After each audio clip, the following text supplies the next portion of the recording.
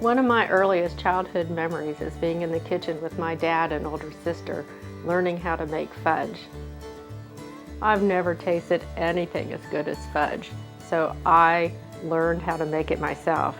I had to practice and practice and practice until I could reliably make fudge. So now it's a family tradition. When I get together with my family, I make fudge. And I want to show you how to make fudge too.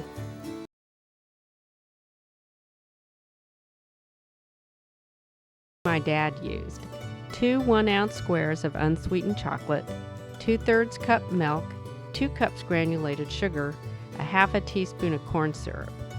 Let it boil until it reaches softball stage. I'll explain this later. Over low heat, melt the chocolate and blend with the milk. After all the chocolate is melted, add the granulated sugar.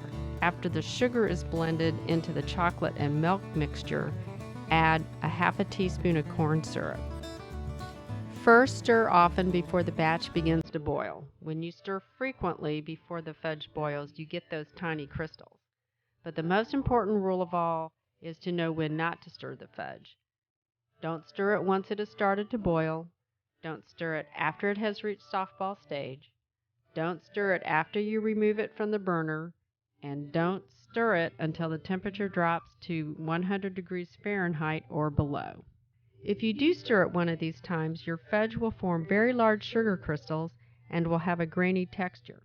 And no one wants grainy fudge.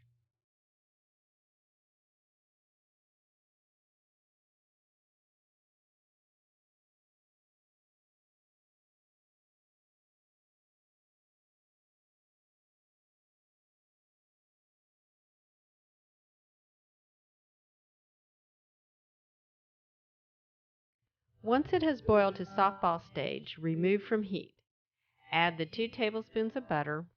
Let it cool undisturbed for about 2 hours until the temperature of the fudge drops to at least 100 degrees Fahrenheit. Then add 1 teaspoon of vanilla.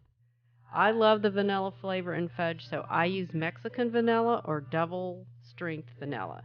Don't double the actual amount of vanilla. You start to stir when the fudge has cooled to about 100 degrees Fahrenheit. Stir until the candy thickens and changes color to a slightly lighter brown.